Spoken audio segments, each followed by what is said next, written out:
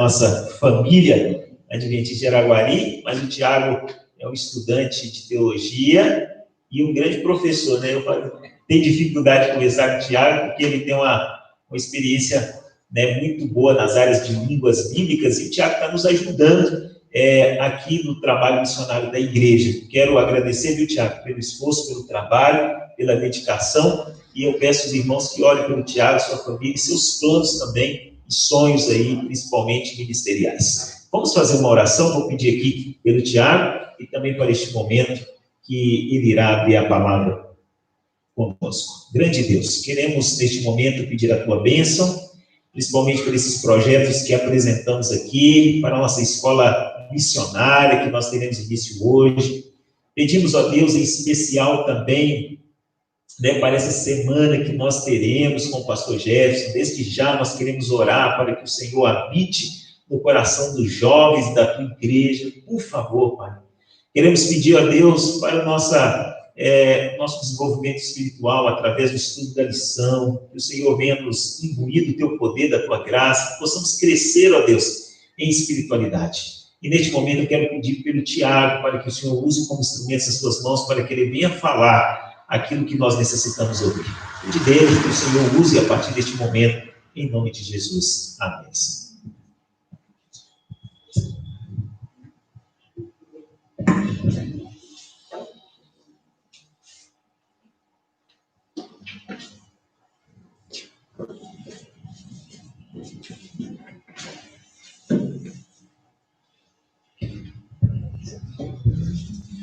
Bom dia, meus irmãos. Feliz sábado, é muito bom poder estar com vocês de novo aqui em Araguari. E, como o pastor estava falando, nós esperamos vocês hoje à tarde. Será um treinamento muito legal, será uma discussão muito legal. Nós vamos falar de várias questões práticas aqui que tive a oportunidade de aprender ao decorrer desses anos como obreiro e gostaria de compartilhar com vocês para que juntos possamos pregar o Evangelho da melhor forma possível e atingir o maior número de pessoas para o reino dos céus. Bom, sem mais delongas, eu gostaria de convidar vocês a abrirem as Bíblias no livro de Êxodo, capítulo 18. Êxodo, capítulo 18. O título que eu dei para a mensagem desta manhã é o poder do testemunho. O poder do testemunho.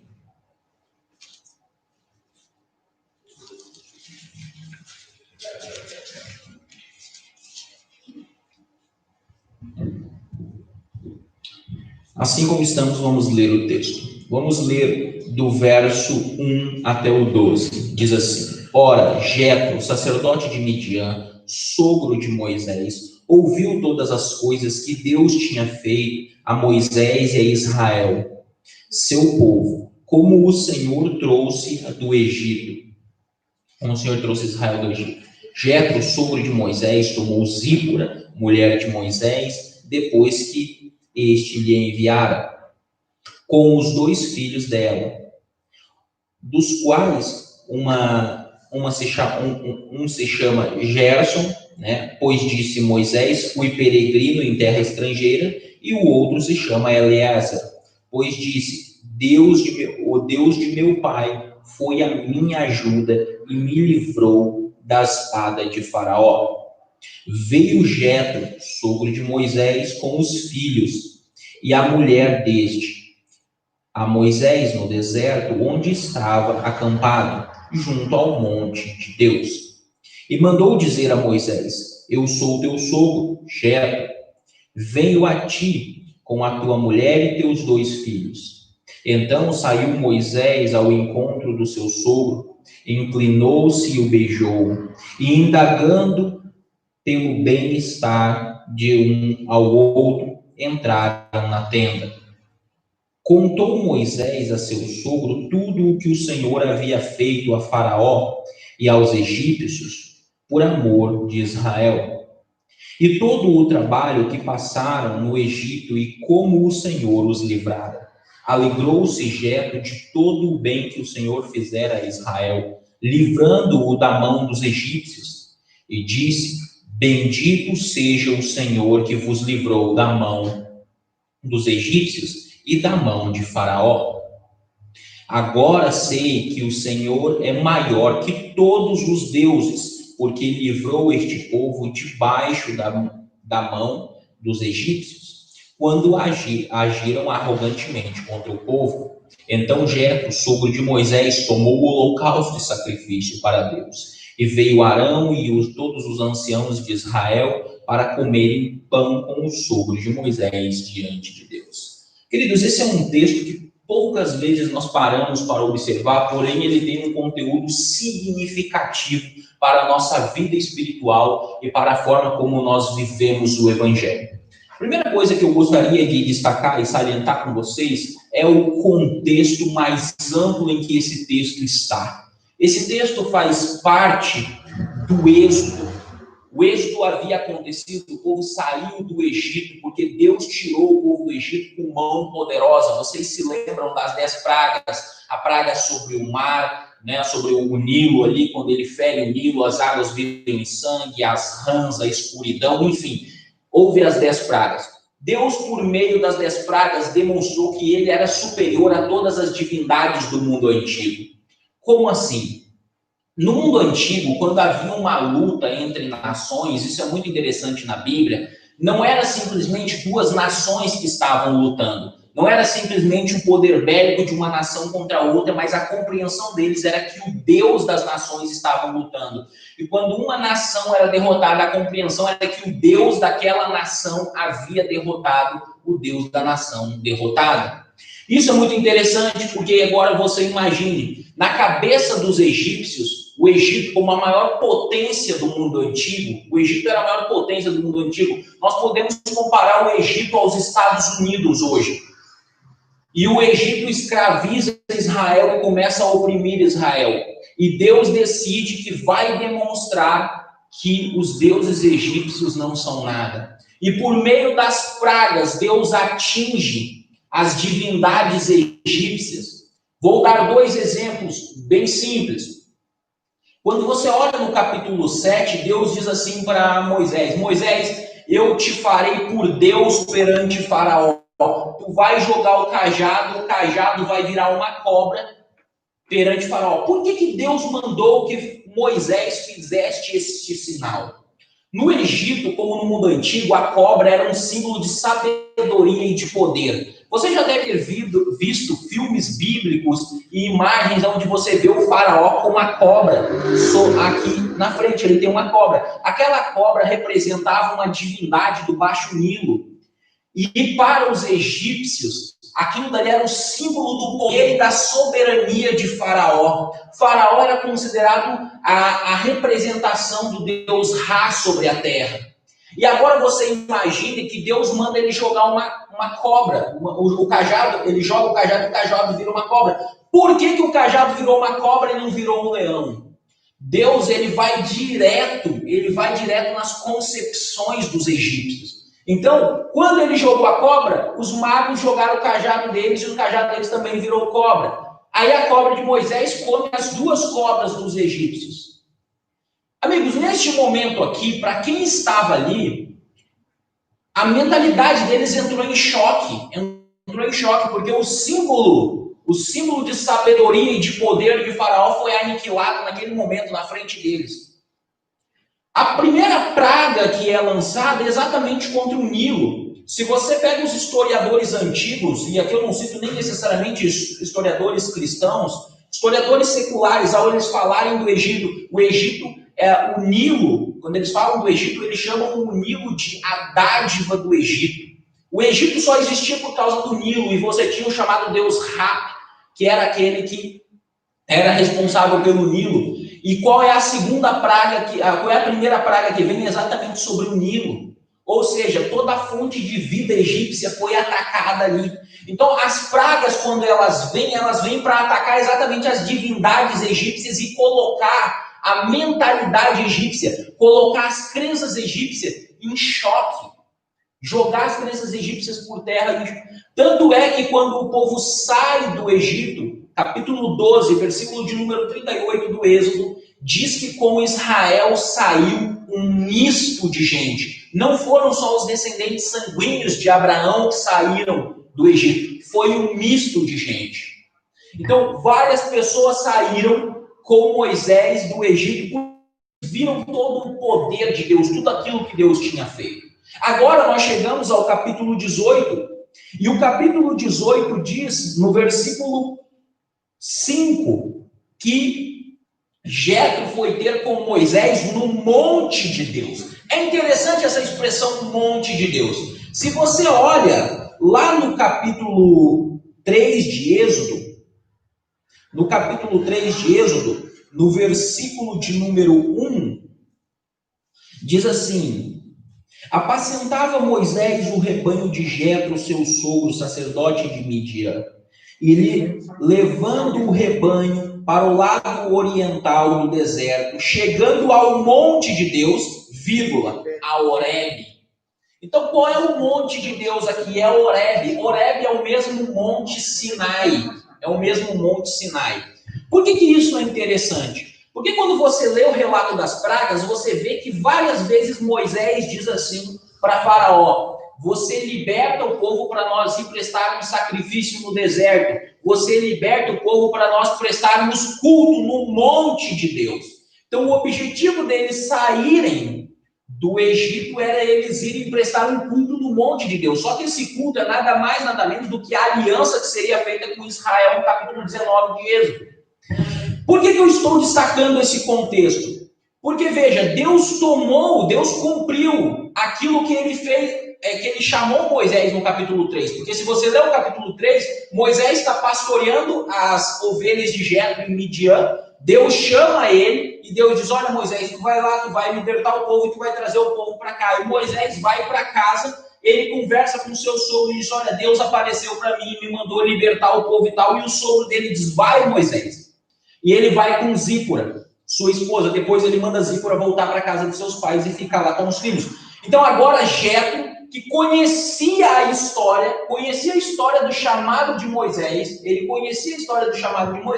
agora Jetro, este mesmo Jetro, aparece aqui, e ele, por quê? Porque ele ouviu dizer tudo que Deus tinha feito em prol de Israel contra os egípcios. Ou seja, ele ouviu dizer que aquilo que Deus tinha prometido a Moisés, quando ele saiu da casa de Jetro, tinha se cumprido.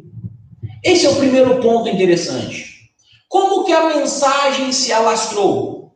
Nós sabemos que quando você solta uma notícia, vai de boca em boca, um comenta com o outro. E naquela época não era diferente. As pessoas, os vizinhos, os povos vizinhos, todos ouviram falar do Êxodo. E isso chegou até Jetro. Isso é muito interessante, por quê?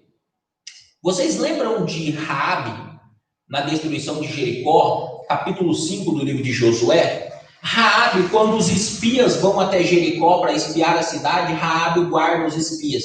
É interessante por quê? Porque a cidade inteira está tremendo de medo, pastor. Todos eles estão tremendo de medo. Eles estão tremendo de medo por quê? Porque eles se lembram do que Deus fez ao Egito. E Raabe, ela diz assim: olha, nós sabemos que Deus tem entregado essa cidade para vocês. Só que, amigos, essas palavras de Raabe são pronunciadas 40 anos depois que o povo tinha saído do Egito. Ou seja, 40 anos após a saída do povo de Israel do Egito, os povos ainda temiam Israel e temiam o Deus de Israel, porque se lembravam do que tinha sido feito 40 anos atrás.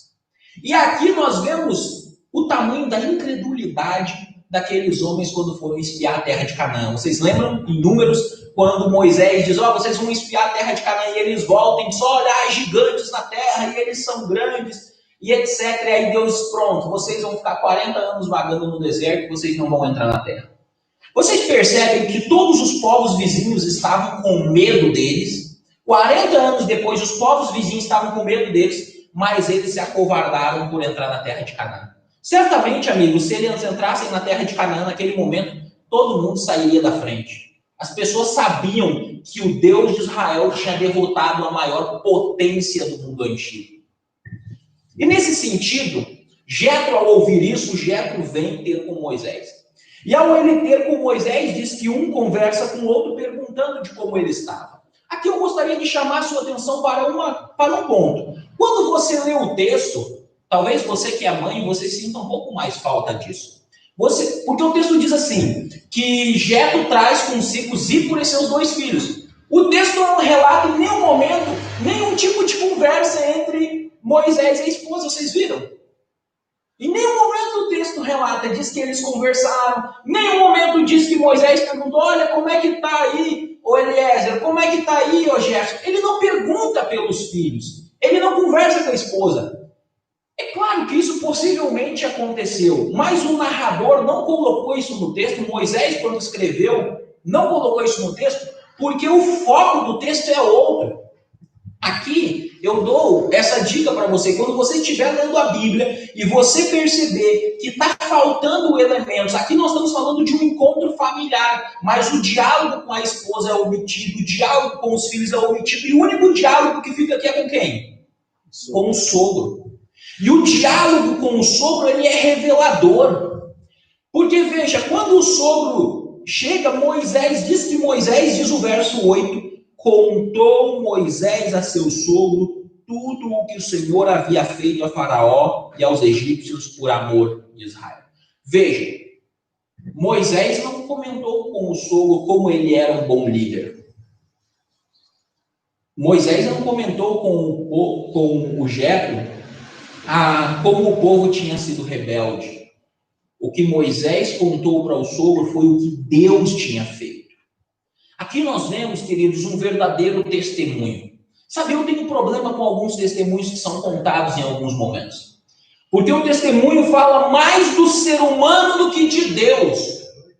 O testemunho, quando ele é dado, ele tem que ser a respeito de Deus, do que Deus fez e do que Deus faz, não de mim. Esse é o ponto. Quando nós contamos alguns testemunhos na igreja ou na rua, nós falamos mais de nós do que de Deus. Só que quem é que operou? Não foi Deus? Veja, quando Moisés vai contar o testemunho, o que Moisés faz? Moisés assim, contou tudo o que Deus tinha feito. E porque ele contou tudo o que Deus tinha feito, o que Jetro faz? Jetro bendiz o Deus de Israel. Percebam? E aqui é interessante, porque veja, você tem entre os filhos de Deus 2 grupos aqui. Você tem os israelitas que viram todas as pragas do Egito, viram o mar vermelho se abrindo na frente deles, viram o maná caindo do céu, viram as codornizes, viram Moisés provendo água para eles por intermédio de Deus. E eles constantemente murmuram. Nos trouxeste a este deserto para morrermos nós e nossos filhos. Essa é uma frase que aparece recorrente no livro de Êxodo. Por acaso nos trouxeste do Egito para morrer aqui? Não havia sepulturas suficientes no Egito para que morrêssemos lá, que nos trouxe para morrer aqui.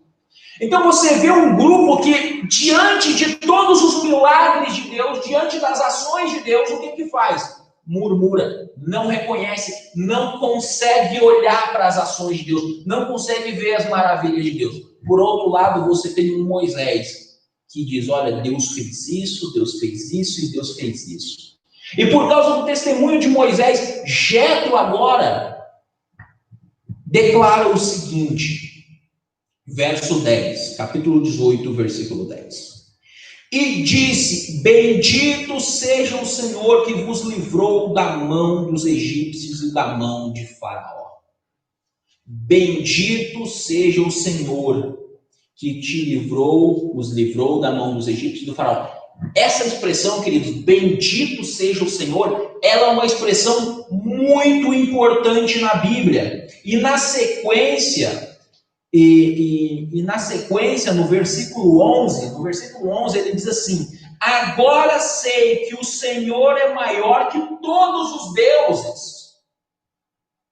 Ele é chamado agora a uma confissão de fé. Possivelmente Jetro conhecia o Deus de Israel antes. Moisés foi criado na casa de seus pais até uma certa idade, possivelmente até os 12, 13 anos. E Moisés possivelmente falou do Deus de Israel para seu sogro. Agora, é nesse momento que ao ver, diante desse testemunho, diante de ver esse grande Deus, que ele é chamado a dar uma resposta de volta, a fazer uma confissão. E a confissão dele vem acompanhada de 2 sacrifícios. Versículo 12. Então Jetro, sogro de Moisés, tomou holocaustos e sacrifícios para Deus. A palavra holocausto aqui é a palavra olá. Essa palavra ela se refere a um sacrifício que era queimado por inteiro sobre o altar e a sua fumaça subia ao céu. Quando você pega o livro de Êxodo aqui para frente, você vai ver que várias vezes Deus diz que o holocausto é aroma agradável para ele. Os teólogos têm chegado à conclusão, com base na Bíblia, que esse sacrifício aponta para a morte e a ressurreição de Jesus. Quando você pega Êxodo 28, por exemplo, é dito que eles deveriam fazer um olá, um sacrifício queimado pela manhã e um pela tarde. Todos os dias eles faziam esse sacrifício. Esse sacrifício simbolizava a morte e a ressurreição de Jesus, Jesus morrendo e ascendendo ao céu. Esse é o primeiro sacrifício que ele faz. Mas depois ele faz um segundo sacrifício, porque diz o texto, versículo 12, então Jetro, sogro de Moisés, tomou holocaustos e sacrifícios para Deus. E aqui você tem Zavahim no hebraico, sacrifícios. Esses sacrifícios aqui eram sacrifícios que eram feitos de comunhão com a divindade, mas também com quem estava ali. Era um sacrifício de pacto. Em outras palavras, Jetro aqui está entrando para o pacto, está entrando para o povo. Diversos eruditos, o especialista judeu Nahum Sarma, ele chega a dizer que aqui nós estamos presenciando um pacto, uma ceia, onde Jetro estaria entrando para a família de Israel. Em outras palavras, queridos, o testemunho de Moisés levou a Jetro a tomar essa decisão. O conhecimento que Jetro tomou de tudo aquilo que Deus tinha feito, levou Jetro a tomar essa decisão. Agora eu pergunto para você, e passando para nós aqui, aplicando esse texto, aplicando esse conteúdo para a nossa vida prática nos nossos dias hoje. Temos nós reconhecido tudo que Deus tem feito por nós? Temos nós olhado o mundo à nossa volta e visto o que Deus tem feito por nós e testemunhado disso, queridos? Sabe, na nossa mentalidade hoje, na nossa mentalidade ocidental, é extremamente estranho nós olharmos para o que está acontecendo à nossa volta e interpretarmos isso como se for a mão de Deus. Muitos de nós falamos que acreditamos em Deus e etc, joia, beleza, só que veja, poucos de nós temos essa mentalidade de acontecer algo. Então, por exemplo, eu estou saindo aqui, eu vou para Belo Horizonte. E na saída de Araguari, meu carro estraga. Eu me preparei a semana inteira. Preparei a semana inteira. Na saída para Araguari, o carro estraga. E aí? Eu penso, poxa vida, eu fico estressado esse carro. Ou eu penso, poxa, Deus botou a mão aqui e algo ruim poderia acontecer ali na frente, mas Deus interveio antes. Qual é a nossa primeira tendência? Compartilhar um testemunho que o pastor Helder deu aqui. Nós conversamos esses dias e ele estava onde mesmo, pastor? Qual é a cidade? Monte Carmelo. Monte Carmelo. E ele estava saindo do hotel e o carro pegou fogo, não foi, pastor? E aí o pastor disse assim para mim, Tiago, a sorte que pegou fogo foi ali no hotel, porque tinha um extintor. Foi uma bênção e tal, não foi, pastor? Que falou. E na hora, pensei, o pastor atribuiu o quê? A Deus. Deus não permitiu que pegasse fogo na estrada, porque se pegasse fogo na estrada, seria o quê? Seria pior. Então vocês percebem como a nossa mentalidade, a nossa forma de ver o mundo, ela precisa ser transformada. E aí, na hora de testemunhar, você testemunhar, Deus não permitiu que o carro pegasse fogo enquanto eu estava na estrada. Deus me guardou. Você percebe como que um testemunho, às vezes a gente acha que as pessoas não estão prestando atenção, que as pessoas não estão olhando para o que nós estamos dizendo, mas as pessoas estão prestando atenção ao que nós estamos dizendo. E esse testemunho pode levar as pessoas a acreditarem em Deus, a experimentarem Deus. Diga-se de passagem, queridos, nós estamos vivendo em uma época em que as pessoas são extremamente preocupados com a experiência religiosa, com a experiência, experimentar uma experiência. E nada melhor do que um bom testemunho das ações de Deus para que as pessoas vejam que o cristianismo não é uma religião pálida, não é uma religião sem vida, é uma religião de relação com Deus, onde Deus age na nossa vida, onde Deus transforma a nossa vida. E testemunho, queridos, também é uma forma de pregar o Evangelho. É uma forma de pregar o Evangelho. Quando nós testemunhamos, quando nós contamos o que Deus tem feito, é uma forma de pregar o Evangelho. Mas muitas vezes nós falamos pouco do que Deus tem feito, porque a nossa visão ainda de interpretar o que está acontecendo à nossa volta como sendo a ação de Deus, ainda não é a melhor. Nós precisamos trabalhar nisso, nós precisamos ter um olhar mais espiritual para as coisas, nós precisamos olhar o que está acontecendo à nossa volta e perceber a mão de Deus nos guiando, perceber para onde Deus está nos levando. Quando nós oramos, nós precisamos olhar com um olhar espiritual à nossa volta e ver se Deus não está agindo, porque Deus está agindo. Eu vou finalizar aqui com uma breve história bíblica, o servo de Abraão. O servo de Abraão. Relato muito interessante de Gênesis.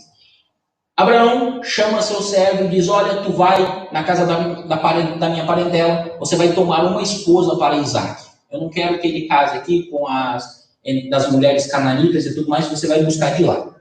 O servo, quando sai da casa de Abraão, diz o texto que quando ele sai da casa de Abraão, ele faz uma oração, ele ora, ele diz assim: Senhor, ora para que eu possa trazer uma esposa para o meu senhor Abraão, né? Que o Senhor me dê este sinal, né? Que a moça venha, ela traga água para os camelos, ele faz a oração. E quando ele está chegando próximo da casa de Betuel, pai de Rebeca, Rebeca vem saindo, ela pega a água, tira a água e dá para os camelos. Ele toma, ele bebe, e na sequência o que ele faz? Ele ora e agradece, ele reconhece que aquilo foi uma ação de Deus. Percebe a percepção espiritual do que está acontecendo na nossa volta? Você ora, você pede, e agora você agradece a Deus. E ele não simplesmente agradeceu a Deus. Quando ele entra na casa de Betuel, o que ele faz? Ele conta tudo que Deus tinha feito. E aí Betuel disse: você pode levar minha filha vai casar, etc. Ele testemunha agora. Isso acontece, essa dinâmica acontece na Bíblia muitas e muitas e muitas vezes. E eu penso, por que ela não deveria ser repetida em nossas vidas? Ela deveria ser repetida em nossas vidas.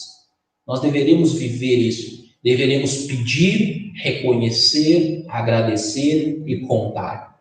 Essa deveria ser a nossa vida.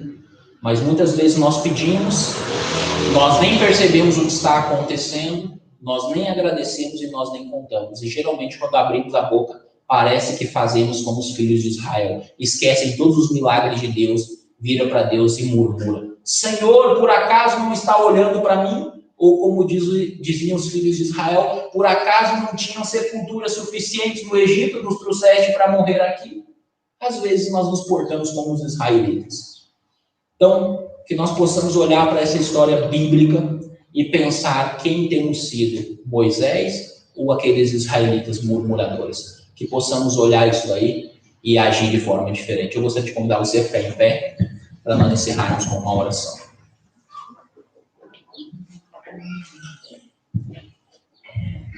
Santo Deus que habita no reino dos céus, pecadores somos, Pai, diante de Ti, falhos e errantes. Pai, muitas vezes não reconhecemos o Teu poder em nossa vida. Muitas vezes nós não testemunhamos daquilo que temos feito, Pai. Que Tu tem feito em nosso lugar, tem feito por intermédio de nós. Pai, nos usa, Pai. Abre os nossos olhos, Pai, com o Teu Santo Espírito. Que o Teu Santo Espírito possa abrir nossos olhos, que possamos enxergar com os olhos da fé, Pai. Que possamos ter sensibilidade espiritual para ver o que Tu tem feito em nossa vida e para testemunhar de Ti e do Teu Filho amado Jesus. Te pedimos isso em nome de Deus, em nome de Teu Filho amado Jesus. Amém. Amém.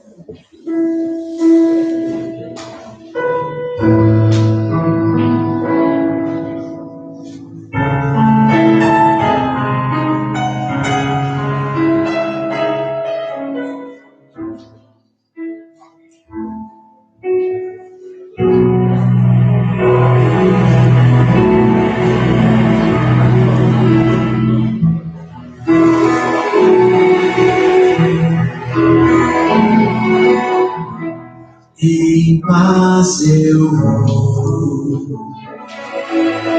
ouvir a voz de Deus. Em paz eu vou, estou feliz, achei abrigo.